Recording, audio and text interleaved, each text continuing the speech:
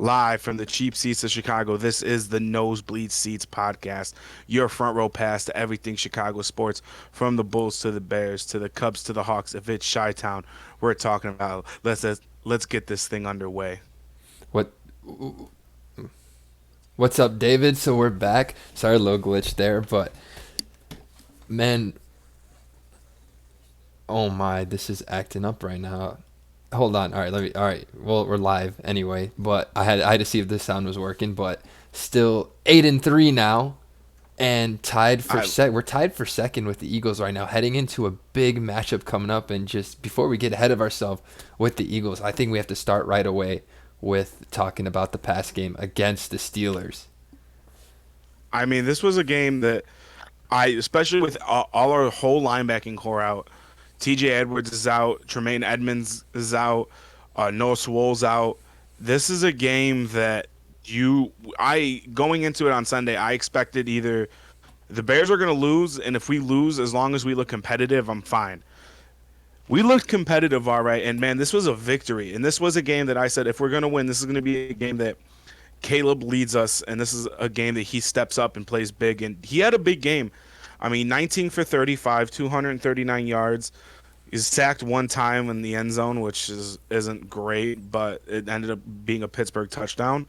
But other than that, I mean, he had a good game. I would like his QBR to be better at 68.1, but I would pray for games where I'd see a Bears quarterback look good offensively and throw for three touchdowns. I mean, the last time I remember seeing that and a quarterback was Cutler, but Cutler wasn't throwing for 239 yards. He was throwing for maybe a buck 60, buck 70, and was relying on the run game, which has been one of the Bears' main things this season so far.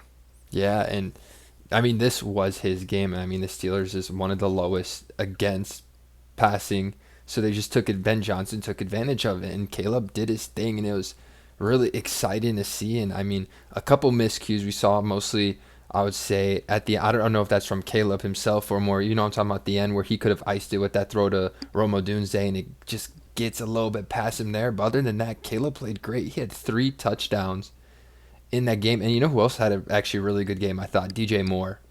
DJ Moore did his Yeah, job that game. yeah. I mean, this is a game that we've been saying all year that we'd like to see this receiving core step up, especially the past couple of weeks where they haven't looked so intact and in sync. Uh, but yeah, DJ Moore stepped up big time. 5 receptions, 64 yards, 2 touchdowns. And this is a game that we expect from DJ Moore. These are the stats we expect. We expect to see the connection, especially between him and Caleb, and it's starting to come for two. I think the main thing that we have to understand, not only as Bears fans, but just football fans in general, is that it's gonna take time for this offense to gel. Me and you have been saying it all season that this offense it's gonna take a while for them to be in sync. And this past Sunday looked like that. They looked like a team that was competent. They looked like a team that was ready. And I I know I very much wished it was Aaron Rodgers playing in that game just so we could shut him down one time in what is more than likely his last game ever, either against the Bears or in Soldier Field. But a win's a win nonetheless. You beat a competent team because everyone's been saying you haven't beat anybody. We just beat Pittsburgh. Yes, Mason Rudolph was a quarterback, but Mason Rudolph looked accurate all game. I mean, Mason Rudolph went 24 for 31. Yes, he only threw 171 yards, but the man only had what? That's 7 incomplete passes. When he's throwing the ball, he's very accurate and very precise on where he's throwing. So his completion percentage is usually pretty damn high. But this Bears team was ready, even with no linebackers. I mean, the big story before all our linebackers were out were what are we going to do in the secondary? We saw that Jalen Johnson and Kyler Gordon got taken off IR, or at least Kyler Gordon did. Their return windows are open up. We thought they were both questionable coming into Sunday's game. As Jalen Johnson was. None of them played, but you got to see Nasheer Wright, who I don't know what the Bears have fed him or what's been going on in the secondary, but this man has deserved the starting corner role once Jalen Johnson and Kyler Gordon come back. I really do think that you get a rotation of Jalen Johnson and Kyler Gordon starting. Nasheer Wright takes Tyreek Stevenson's role, and you get a rotation with Wright, Stevenson, and even Gardner Johnson at corner.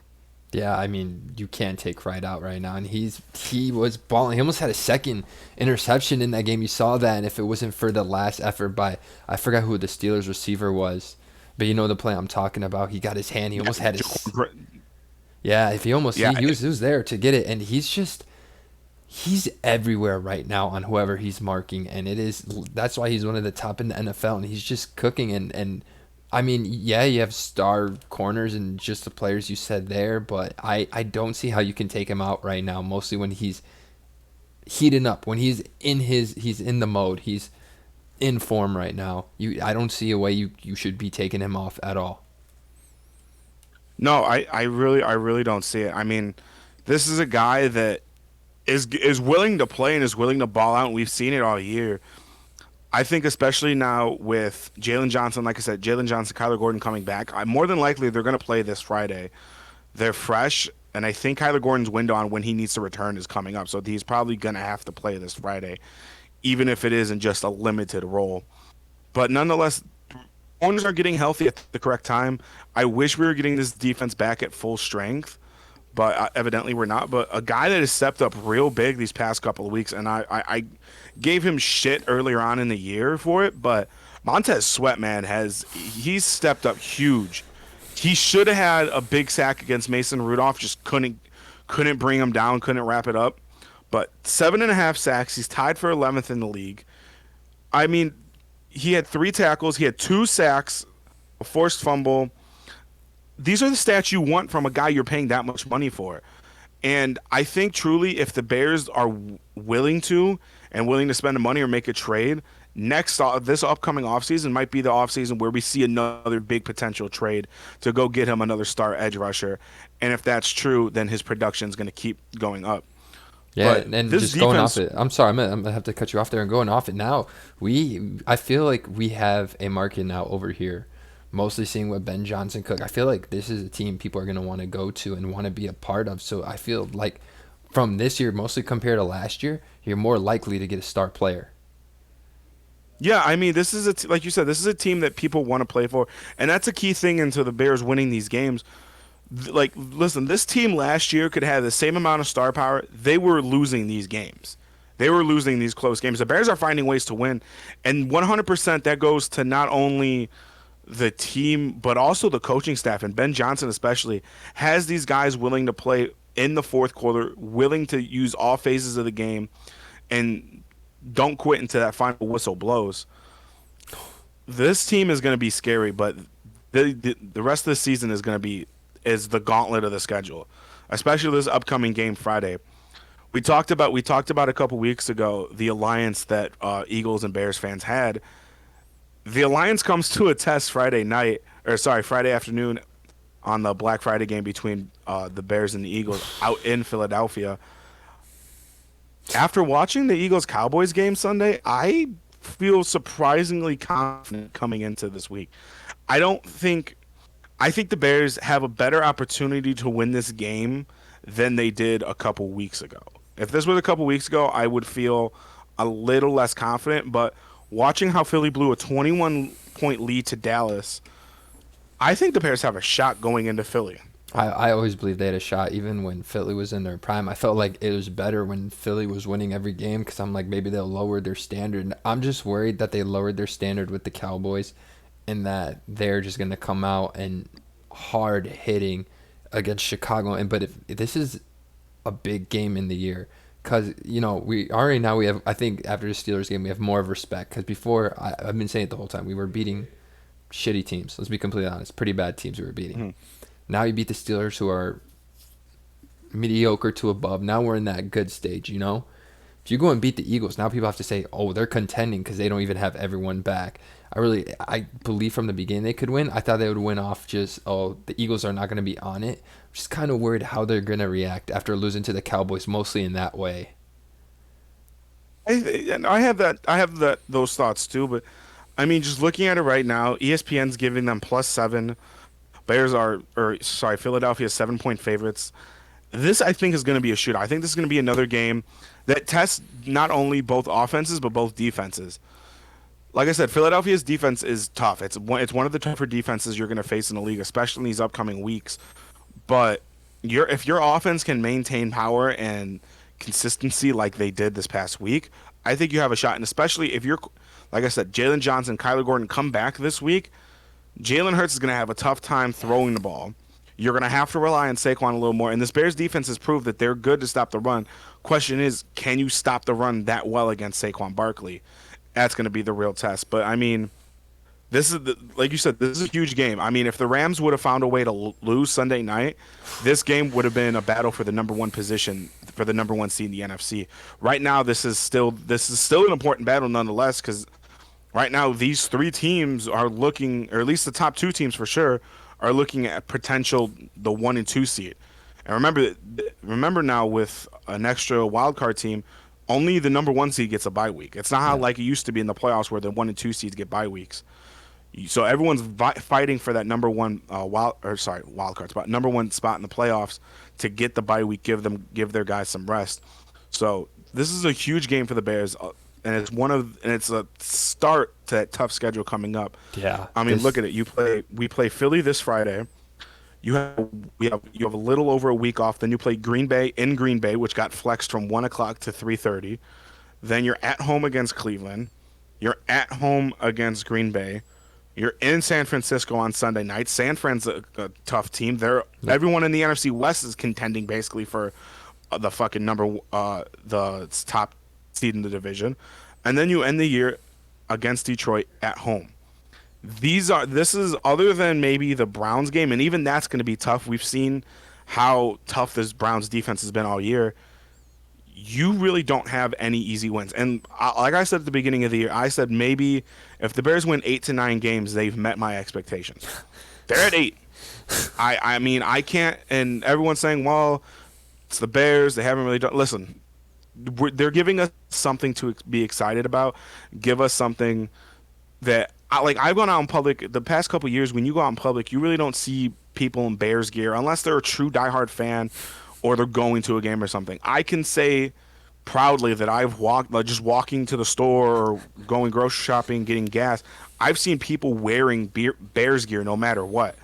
eh, It's the Bears are giving this city something to be proud about again. And God damn it, I won't lie. I'm saying I'm starting to buy in. And if the Bears can win maybe 2, 3 more games, you're a playoff team. 11 wins is more than likely going to get you into the playoffs.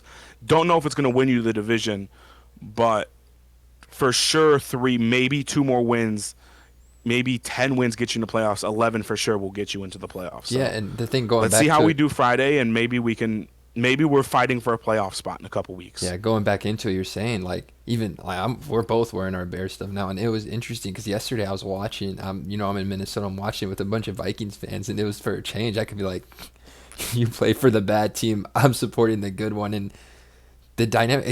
It's kind of weird though. It feels like when one team in the city does good, the rest gonna follow on after. It's like we said, like the Blackhawks are doing good, and that just the energy within the city's grain is just great to see on social media. Just having belief, and this Eagles game is really gonna tell if we're. It's just gonna tell if we're a really playoff contention team. If I say we can go and beat the Eagles, we can go and beat Green Bay twice. I think we could do it no matter what. But I think the morale would be at an all-time high to go beat them in that next game. If we lose, I think we go on and we lose to Green Bay, over at their place. But if we win, I feel the morale's gonna be way too high for us to go and lose to them. Mostly in how big the game is. Yeah, like I said, I have the Bears splitting with every NFC team, every NFC North team this year. I mean, we've already split with Minnesota. Now it's just you got 2 tests against Green Bay coming up, and you got one more test against Detroit. And Detroit let if the Giants were a quarter of a competent team, the Giants walk out of that game with a convincing win. Oh man. I don't know what happened. Maybe they took the Giants for big jokes, but Detroit let New York lead for most of that game. I mean, they had to take it to overtime. Yes, the Bears almost had to take our game to overtime too, but with how people are talking about how Detroit's this Super Bowl contender, that's listen, it's not giving me a lot of faith in Detroit. And like we said, or I said it a bit at the beginning of the year when we did schedule predictions, if the Lions already have a playoff spot locked in and them winning or losing doesn't affect their seeding whatsoever, I could very well see the Lions resting their starters. and letting the Bears play backups. And I could see the Bears doing the same thing if they're in the playoffs and there's no going up or down. But if the Bears aren't in playoff contention and the Lions are, I could very well see the Bears playing their start to ruin Detroit's playoff hopes, especially. And I this is just because I love Ben Johnson, with how much he wants to be taken as a serious head coach, and I think the league is starting to take notice with that. I mean, you see it everywhere. Everyone's saying the culture's changed, and we believe it. The culture is changed to the point that we say this, I swear, every episode. Just get to the last minute, and you just believe we're going to win. And he's changed it totally. And thing is, if the Bears go and beat the Lions and they do better, the conversation now was Dan Campbell some type of genius, or was it Ben Johnson the one really leading that Lions team when they were at their all-time high? Yeah, I mean like we said, this is probably the toughest schedule that's left in the NFL, or if not the toughest, one of the toughest schedules left in the NFL. So let's hope Friday kicks off that tough remaining schedule with a win, and we can. I'm just happy I'm enjoying watching Bears games right now. This time last year, I wanted this season to end and just get to the off season. Now I don't want the season to end. I want the season to go on forever. Just the way these Bears are winning. I mean, I feel like I'm gonna have a heart attack watching every fucking game, but nonetheless, it's entertainment, and that's all I wanted out of the Bears, was to be entertaining, and to show competence, and to also show productivity, and they've been doing that all season. So, and I truly do think they're gonna keep that up going into next week and the rest of the season. All right, going off the streaks right now. Let's move on to the next team, the Bulls. They're 3-1 within this week, and they're just more of the iffy team here in the city. And I think they're just another play-in team, but they're an exciting play-in team this year. I do feel like, but I'm going to stick to my guns. I feel we're one superstar away, but the problem is I don't know who to trade, because now Vooch is starting to ball out. I don't think his defense is the greatest, but he's starting to ball out now in the offense. And Kobe White coming back could be a major difference if he's averaging 20-plus per games like he's been doing so far. Yeah, I mean, and when we recorded last week's podcast on Wednesday, we had talked about how I'd made the Bulls the disappointment of the week, I believe, and I'd said just be entertaining. That's all I want. And if God damn it, Wednesday night they weren't entertaining. I mean, this is a game that I thought I would just watch at work, be something. All right, kill the time. I look up. All right, it's the end of the third quarter. I got another quarter left. Means it's about 10. Means it's about 11 o'clock. It's on the West Coast. I'm almost done with my shift. And then the fourth quarter comes around. The Bulls have a lead. They blow the lead, and it comes down to the last fucking second. And I mean, this is the second game winner Vucevic has had this season. Yeah. This is all I wanted. I wanted the Bulls to be entertaining. God damn it, they are. It's sad as it makes me to say how I wanted them to be either a really, really bad team or a really, really good team. We're stuck in the middle, but they're entertaining, damn it. I think if after the one loss they had this week was the NBA Cup game, and it was a fucking blowout. What was it, 143-107, I believe. Oh, yeah. That was not an entertaining game by any standards. No, but the Bulls, like the Bears, are finding ways to win, and it's weird. I don't know how to feel about it, because like I said, commit to something. Commit to something. If they can commit to being an entertaining team, then I'll be fine with that. But we have to commit to something. Yeah, and the thing is, so you're talking about game winner, it's entertaining, but it's to the Wizards. They have only one win all year, and the point we're that close with the worst team in the NBA right now, it's kind of embarrassing. Well, not even though, I'm sorry, I had a car alarm going off outside. Not even the Wizards game, the Trailblazers game. It's just high entertainment. It's something, and it's gonna make. I don't know if it's gonna make Reinsdorf realize it or what, but the fans want entertainment. They want something that they can cheer on for. They want to cheer for the Bulls. I mean, it's not that hard of a concept to understand, but the fact is, we have to commit to doing something. We can't just commit to being entertaining. You have to commit to either a full rebuild or a playoff contender. And you can be entertaining in either aspect. You can be entertaining and be the league's shittiest team. Or you can be entertaining and be a top-tier playoff contender. But you need to commit to it. And I think the Bulls are finally starting to understand it. I mean, I forget what game it was, but Vucevic said that everyone on the basically in short terms, so basically said everyone needs to lock in. And I think this Bulls team is starting to realize that. I think people are also starting to realize that if the Bulls continue to play like this and play like crap, the people are going to start getting traded and they're just going to gut the team. Yeah, and I respected that a lot of Vooch to say that we need to lock in. And the thing is, this team can be exciting with the young guys we have. The future, honestly, by the looks of it, looks like our future's so bright. Even in the G League, you have Noah Essengay there in the G League, averaging 25 points per game at 18 years old. And I get it's the G League, but he's balling out 25 points per game over there. This team is gonna be exciting. For now, I get what you mean though. They need to commit, and I just don't want to be. It's the same thing we say this every year. Being a play-in team's not it. I don't know. I feel like we can be better than a play-in team though. We have the right pieces around. I mean, Josh Giddey. Buzelis needs to do better. He's averaging 13 points per game. It's his second season. He started off really hot where he was getting these 20 balls, and you were hyped, but now it's kind of died down a little bit. Vucevic is playing good, I can't lie. I said Kobe White, Giddey, Trey Jones, great off the bench. Io, great off the bench. We have some great players we could do something, but that's mostly the only thing that stinks about it. It's mostly in the guard position. I feel like we need to try and go for a big man. I think we need not only a big man. I think like in general we just need a star. We need someone that's going to be feared. We need someone that's going to. You need someone that you can build a team around, and I don't think Josh Giddey that is that person. I think Giddey is a great athlete. I think he's a great player, but I don't think that's someone you can not only build around but market around as well. And marketability. I'm sorry, is another key aspect in sports in general. Yeah, and thing is though, you know who's a perfect fit in marketability? And I sent I it to you. swear to No, God, I'm not going to if say you AD. say who I'm going to say he said it's not true. Okay, but imagine if we got another Ball brother. I see. I wouldn't be mad with LaMelo Ball. I wouldn't. I see he wants out of Charlotte. The problem is, are the Bulls willing to pay that contract? B, what are you giving Charlotte to get him?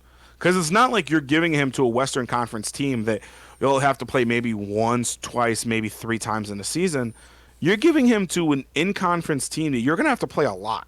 Yeah. So it's more than likely Kobe White's in the trade. There's no doubt. Maybe Josh Giddey and a pick. Or they're going to ask for a player, two picks. To get him. Oh, I feel the Bulls is going to get either one or the other, Giddey or Kobe White. Because Kobe White's been balling. I want to see him when he starts playing consistently do that. So yeah. I don't know. And the thing is, though, I just don't feel like we need a guard. I feel like you could honestly keep our core group of guards, White, Giddey, Trey Jones, Io. Those are four great guards right there. I think you either, or even in the world, get a good backup center. For Vooch. But now, see the question. The question is, okay, you get a good backup center. Are you still trading away Vucevic, or are you keeping him? And how long is he going to keep up this streak of playing like this? I don't think he's going to keep it up all season. If he does, that's fantastic. But I truly think it's going to be an on and off thing, and it's going to be a majority off thing, and it'll spark up every once in a while. It's just so early on in the season that it's been sparking up. That's why we think it has the potential of being a consistent thing. The problem is now, say you go out and trade for a starting caliber center. A, who's in the market? Anthony Davis. B, I'm not giving up. I don't want Anthony Davis. If this was the year he got traded from the Pelicans to the Lakers, sure, 100%. No, I don't want Anthony Davis. You want to pick him up in free agency and give him a 1-2 year contract? Sure, just don't overpay him. But I'm not trading up assets to go get Anthony Davis. I can't. Can you think of another big man other than Anthony Davis that like you could see the Bulls potentially getting? There it is. That's the question. There it is. Let's think about. There's nobody. Let's think about great big men when I think about it. Jokic never leaving. Cat's never gonna leave. I think Cat's a great big man. especially not in conference. If he goes, Joel he's going to Embiid go wants to back to be the traded. West. Philadelphia want to get rid of him, but he's injured all the time too. That's the same story AD, but I think he's a better version. Um, I wouldn't be opposed with that, but you would have to Yeah, give okay, up a lot. But I think Philadelphia, it would be in a crazy world. But we're in a world where Luca literally got traded on my birthday last year, and I heard it while I was partying that Luca got traded. And while I was hammered, I just was like, what the heck? So we're in that type of world where why doesn't that happen? I see what you're saying, but at the same time, we're talking about a front office that 90% of the time is pretty fucking incompetent. So we'll see. It's still early on. We're still months away from the deadline. We'll see. We'll see what the Bulls' record is around that time, and Hold on, see if maybe they can make a trade if they can be competent. let me see. I need a where does it show? Maryland. What pick was Derek Queen? He was a later pick, I think. He's the rookie center out of New Okay. Orleans. What pick was he? Pick. He was 13th. And what did the Bulls have this year?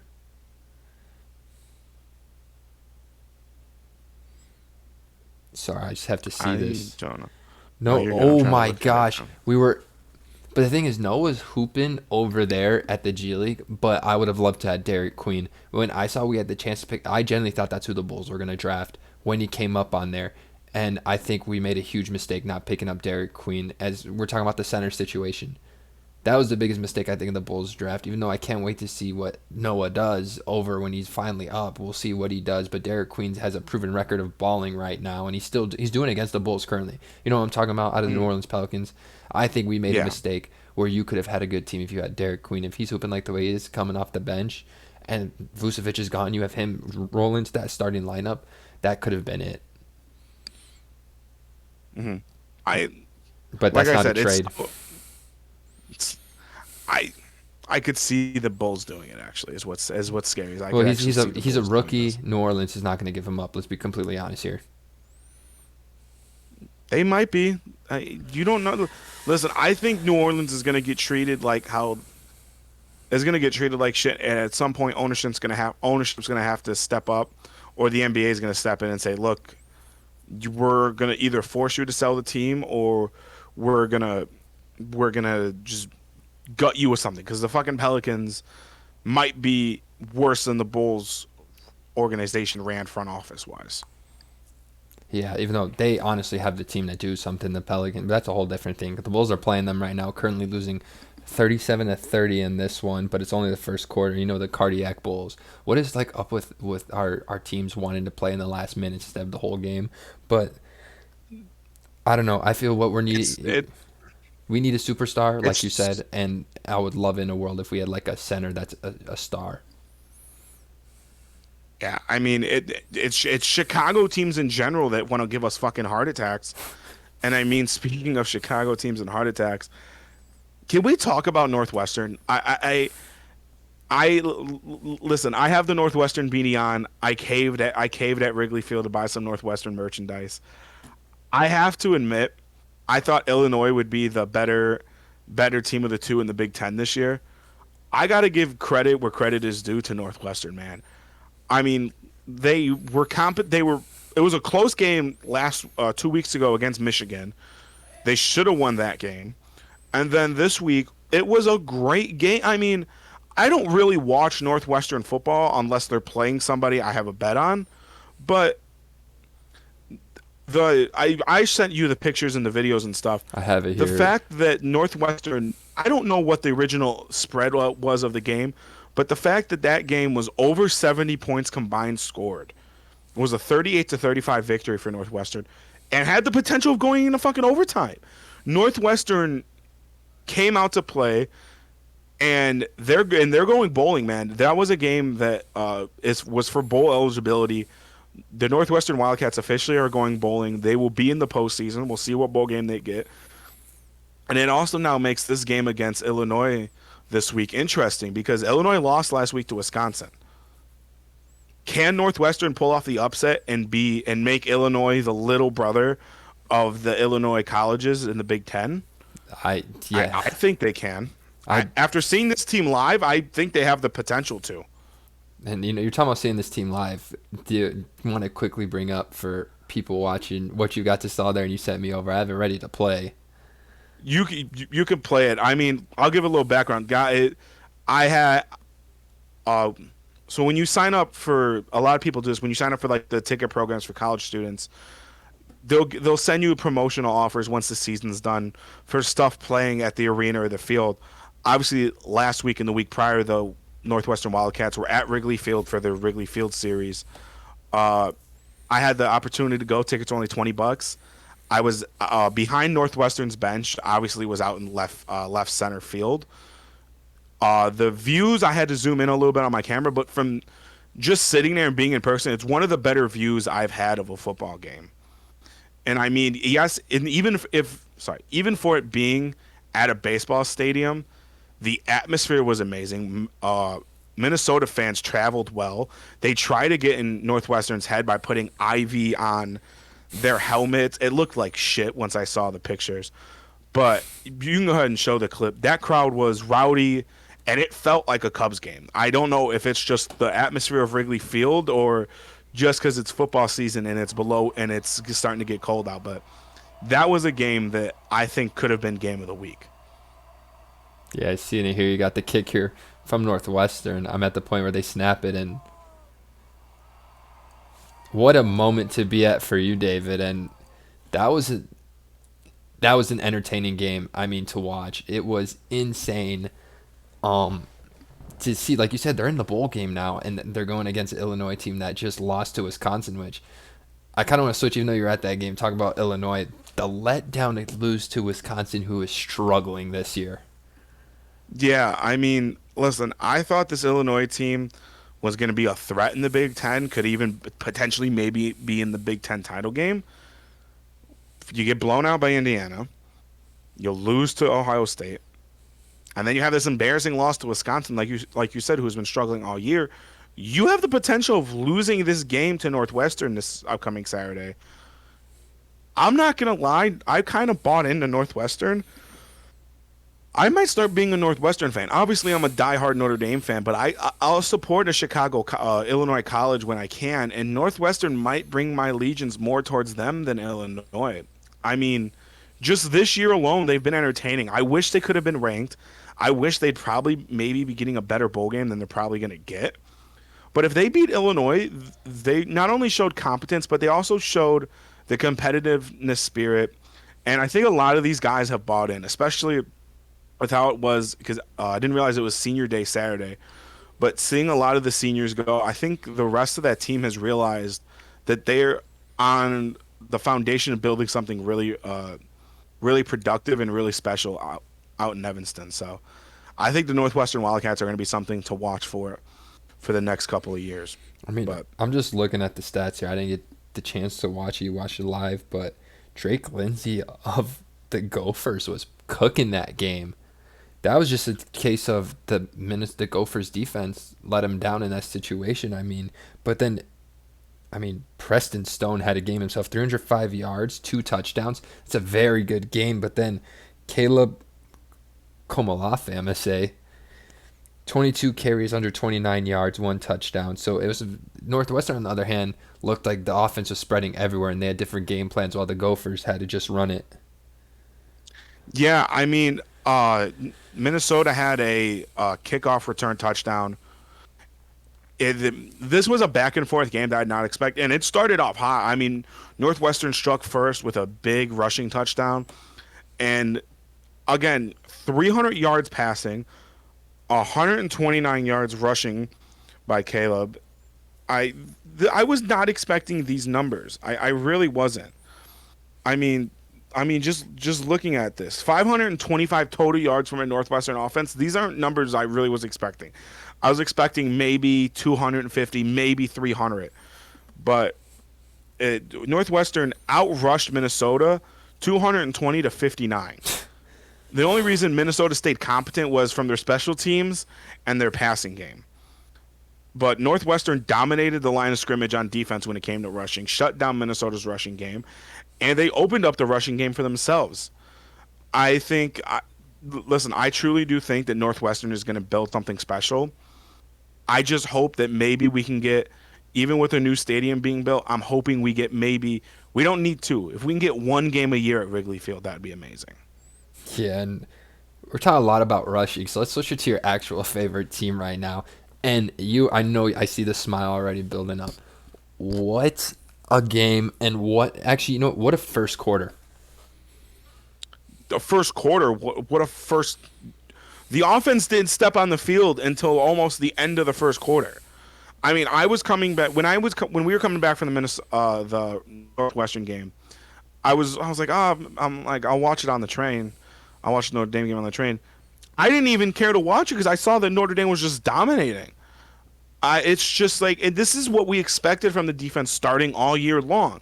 Evidently, we didn't get it the first weeks, but the way this defense has stepped up, and yes, it's only Syracuse, but still, it doesn't matter. A 70-7 game, and realistically should have been a 70-0 game. Uh, these are like not only fantastic numbers. These are numbers that you don't see every week. Not only every week, every year. You really don't see 70 points being put up by every team. And against And I know Syracuse, the main Syracuse is thing. not a bad team either. That's not a team that No, gives up 70. no, and I mean, the main thing being talked about right now when it comes to standings in the college football playoff is Miami and Notre Dame are kind of in the same boat. I think Notre Dame's schedule looks a little better. Obviously, losing to Miami could have the potential of ending up biting you in the ass. But Miami didn't beat Syracuse by that much. Notre Dame beat them, what, by 63 points?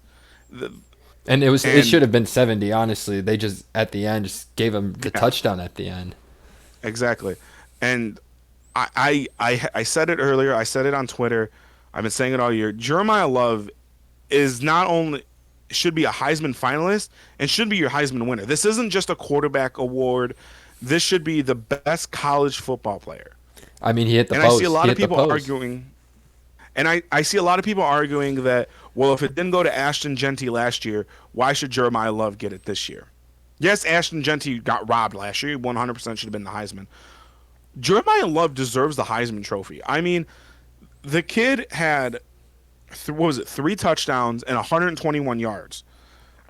And the offense didn't step on the field until almost the end of the first quarter. So he's been doing things all year that are just ridiculous to many people, but these are things that we expect from Jeremiah Love. I mean, just looking at his stats, 8 on carries. 8 carries, 171 yards and 3 touchdowns. An average of Mind you, 21.4 yards. yeah, mind you, CJ Carr only threw the ball 9 times for 49 yards and a touchdown. Jadaean Price had 4 rushes, 70 yards. He had a rushing touchdown. Kenny Minchie had a rushing touchdown. And Aeneas Williams had a rushing touchdown. I mean, and just going to Jeremiah Love's stats alone in the season, 185 carries, 1,300 yards, 17 touchdowns. He's averaging 7.1 yards a carry. He, I think, either tied or broke Jerome Bettis's touchdowns in a season record. Or not in a season, I'm sorry. In a career at Notre Dame. This guy deserves all the flowers, all the love he's been getting. No pun intended, but he should be your Heisman winner. I wish he would come back for his senior year, but more than likely he's going to declare for the draft. And no matter where he goes, Jeremiah Love has done something special at Notre Dame, and he's going to be, again, one of those key foundation pieces that keeps Notre Dame in contention for years. And Jeremiah Love, I loved watching your career at Notre Dame. I hope you do great things in the NFL, but let's get back to that national championship. And I think you're a key part in getting back to that national And championship. I do And believe they are. They are that team to make it now. I think, honestly, if Miami and Notre Dame played right now, in this very moment, I think Notre Dame comes in and beats them. I do too. And that's a team that made it to the finals last year, the national championship. And I honestly think that's the only team that has a chance of beating the Ohio State at the moment. I can't really think of too many. I mean, Indiana's having a great year, but do I trust them to go and beat the Ohio State is very tough to say. I think that's the team in my head that's the one that can go out there and beat them. The only team I in think college. See, I think a team that could beat them is Michigan this week. I truly do think Michigan's going to come out and try to beat them. Here's the problem. This will be the only time all year I root for Ohio State. Because Ohio State loss gives Michigan contention to make the playoffs, and it makes it harder for Notre Dame to make the playoffs. Even at 10-2, Notre Dame has potential of slipping out if Michigan wins. So I hate to say it this week. I got to root for Ohio State. Here's the good thing, though. I'll be able to watch that game in the morning when I wake up Saturday, and then I'll have to stay up all night to watch the Notre Dame game because they don't play Stanford until fucking 10:30 at night. Hey, I might have to join you in that though. The special discuss if we're gonna live stream because the Bears are the day before, so we'll see how that. It's gonna be insane. And guys, we know it's Thanksgiving, and first of all, I just want to give thanks to all you guys that support us, that watch us. It's a stupid thing. I know we're just starting this podcast off, but it means a lot to not only me but Pilot, to you as well, to know you guys are out there supporting us, watching us, giving us feedback and stuff. So we really do appreciate that. But speaking of Thanksgiving, with Thanksgiving being this week, do you have a favorite Thanksgiving memory? I know realistically it's only the Bears that play on Thanksgiving. Maybe the Bulls or the Blackhawks. I know the Blackhawks play the next Black Friday this year. But do you have a favorite Bears memory on Thanksgiving? I have one. I have a couple, but I have my favorite. My favorite, and I mean, it's got to be one of the top rivalries in sports right now. If you think of all of sports, the top rivalries, Mets and the Yankees, you know, I can't name anything. Maybe I'm just gonna get to it. I'm not gonna say name more. Bears beat Green Bay in 2015. I see you stole mine, man, and it's memorable for me just because I remember watching that game. Usually the Bears get lucky and they get the noon game, which is always Detroit. Mm-hmm. But we got the late game that year. Played Green Bay. It was Brett Favre's retirement, and the Bears actually looked competent that whole game. It was a great game. I mean, Rodgers had the ball going into the game towards the end of it. Fourth down, I think Bears are going to blow this game. They're going to lose. Tracy Porter, that's a forgettable. I forgot Tracy Porter was a Bear at one point. Pass breakup. Bears win the game. Ruined Brett Favre's retirement at Lambeau on Thanksgiving Day. That was, and just from what I remember from that year, that was I think one of the highlights of that year. So you stole my Thanksgiving memory. Yeah, that was a year where they weren't even doing that well. The Packers were better. The Packers were 7-4, and the Bears were 5-6 at that time. Yeah, so we were not expected. We were not expected to win, man, and that's what makes it great. I mean, no. Anytime we beat them, like even last year was great. Even though we weren't making the playoffs, we weren't doing anything else, it was great. And I mean, we did on Thanksgiving. That was a very, very happy Thanksgiving. That's just the one that comes to mind. I remember in 2015. See, you stole my memory. It's all right though. I got another one in store. If I got to choose my favorite Thanksgiving memory, go to 2018. 2018 is a magical year. Bears. This was the last time the Bears looked competent, so I had to bring it back to this. Fair.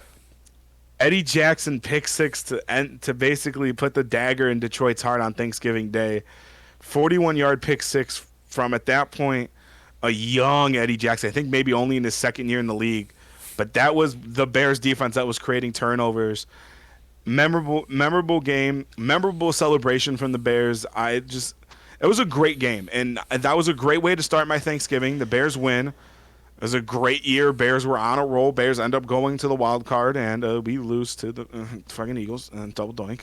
But I think that might be my favorite Thanksgiving memory from watching the Bears. And I've seen a ton of Bears Thanksgiving games, but that one and the 2015 one you had said, these are just magical moments. And I especially think this year we don't get to play on Thanksgiving. We get to play on Black Friday. Maybe we get to see some magical moments in that game. And I really do hope so, and I do think we're going to see something. Oh, I hope so too. Just imagine now we're fighting for the first seed, and that was far from anyone's expectations this year. But even if it's just for the point right now, and it goes downhill after that, a lot of happiness, in that time we had in towards the top. I mean, those are great times, but we're starting to rebuild on that. And the Bears are bringing us a lot of great memories this year. So let's see if we can keep it up and maybe change the outcome that we had in 2018. Yeah, but we're gonna talk about great memories, David. We know you're not known for that. Guys, disappointment of the week. God, I've been doing these. We've been doing how many of these now? It's, what, 6 weeks, Yeah, 5 weeks, this is something like six. that. I think this is six. Uh, this as always, you guys know the criteria. Three nominations. Number one, we got Illinois University football team. It's a season long disappointment, really. Number three, the New York Giants. Saying why'd you skip over number two? Who's number two? It's gonna be my least favorite person, my least favorite football player, Aaron motherfucking Rodgers. Now listen, I praised that he was hurt. I said if Aaron Rodgers plays, our linebacking core is out. We're more than likely going to lose this game. Mason Rudolph plays, and Mason Rudolph played a good game. Bears win. But my main thing is Aaron, A-Rod, Aaron, however the fuck you want to pronounce your name, Mr. Hallucinogenic. The fact, and I really hope it was your last game ever at Soldier Field. I wish we could have sacked you. I wish we could have knocked you out for the season like the Bears did Favre in his last year. We sadly could not do that, but you got to sit and witness the Bears beating your team. It may not have been you, but it was your team. But the reason you're disappointment of the week is you hype up. You've been saying you want to play this game. You're the owner of the Chicago Bears. So why not come and pay rent? Come pay rent. Yeah, you're hurt, but you're the owner of us. You don't need to be healthy, Aaron, to play us. You can beat us with two hands tied behind your back and 1 foot. Evidently, you might have needed to play just to win, and you didn't. You pussied out, man. You walked, and ESPN showed it earlier before the noon games even started. You flipped off the cameras. I don't know if you're upset or what it is, but you got beat, dude. And Caleb Williams had an Aaron Rodgers type day, 3 touchdowns, 239 yards through the air. That's the games I saw you doing to beat my Bears. And Aaron, Caleb did it to beat your Steelers. Couldn't just stick with one team. You had to go to the Jets. You stunk that fucking organization up. You go to Pittsburgh, try to be their savior, and you're not doing that. When is this tour going to stop? When's the retirement tour going to stop? Because at least Favre I could respect as an athlete. I could respect him. I would praise him. But Aaron Rodgers, just a special fuck you one last time to you, buddy. Never liked you. Could never respect any of your games. You talk all this shit. Yes, you own the Bears for years. I'm not gonna deny it. You have an MVP award. Good for you. You have a Super Bowl ring. Hey, good for you, buddy. But again, how many NFC Championship victories you got, man? You got one? It's good, but you're still a Hall of Fame quarterback, but got one NFC Championship win, dude? Fucking Rex Grossman's got that, and he's bagging groceries down to Julasco. So listen, talk about how you own the Bears all you want. You own this, you own that, you're our daddy. Listen, you didn't play. You can't talk shit about what you did in the past when your past is no longer admittable. Because listen, in a couple of years, Caleb's going to say the same thing. And he's going to say the same thing about Green Bay. And he's going to say about how the guy he looked up to as an athlete didn't get to play or chose not to play. You took what a lot of people said when Cutler got hurt. You took the Cutler way out. That's your non-throwing hand. You waited to the last minute to decide not to play, and you got beat. Not your team. You got beat because you could have very easily tore this Bears defense apart. But no, Aaron, the disappointment of the week goes to you. Not the Steelers, not Pennsylvania, not the Packers, not the Giants, none of that. To Aaron Rodgers specifically, you are the disappointment of the week. All right, I think we got to end it on that there.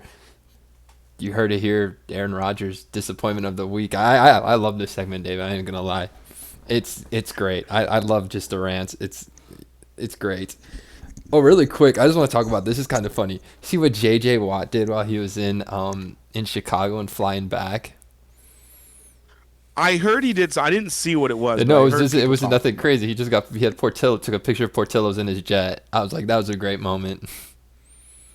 I it, listen. I as much as I hated the sack Caleb. against Caleb that turned into a touchdown, the fact that JJ got to witness his brother TJ pass him in sacks is an amazing moment. And I've always respected JJ Watt. I always have. He was always one of those defensive lineman guys I looked up to, and especially the same thing with TJ Watt. But I'm happy the Bears got the better of the Steelers. And I do have to give JJ Watt credit where credit is due, man. You were a non-bias announcer, which I thought I was going to hear bias all day. I got to give credit to, and a lot of other people and a lot of other sportscasters gave credit to you, JJ. So thank you for that.